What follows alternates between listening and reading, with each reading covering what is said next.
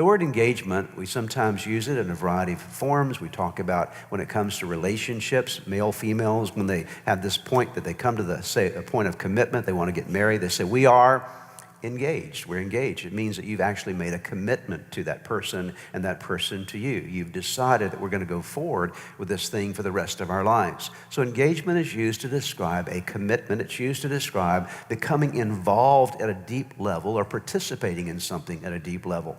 And you cannot experience the real Zoe kind of life without engaging with God in the purpose that He's called you to and His cause that He has at work in the world. You need to be a part of what God's doing in the world.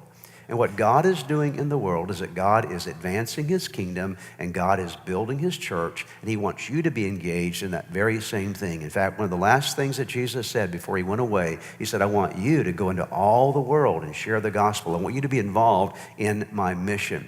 So I want to talk to you today about this power of engagement. You and I need to be engaged with God's plan for our growth and God's plan for our service. Without it, you will never be fulfilled and you will never be fruitful. Now, on the platform this morning, to sort of set up my message, I have 3 chairs. I want to help you to see where we're going with today's message by a little illustration I'd like to give you. I'm going to invite Felix up to the platform just for a moment, and he's going to help me out with this illustration. And everybody say good morning to Felix. All right, Felix is going to help me here. And I want you to think about these 3 chairs in terms of the church, okay? And I've been involved in church life for a long time. One of the things I've noticed about people in church, actually I grew up in church, my dad was a pastor, and so I've watched church for a long time, been the pastor here for 33 years. I was involved in ministry even before we started Church of the Redeemer 33 years ago, and so I understand a little bit about church life. One of the things I've noticed about church is that in church life, oftentimes we have a lot of people sitting rather than serving. There are a lot of people that become what I call consumer Christians instead of contributing Christians.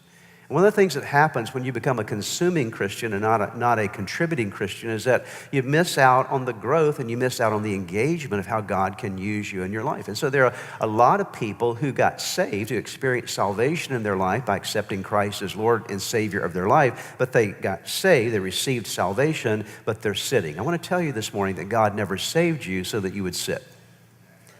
God didn't save you to cause you to sit. God saved you to get you engaged in serving. That's the whole plan and purpose of God for your life.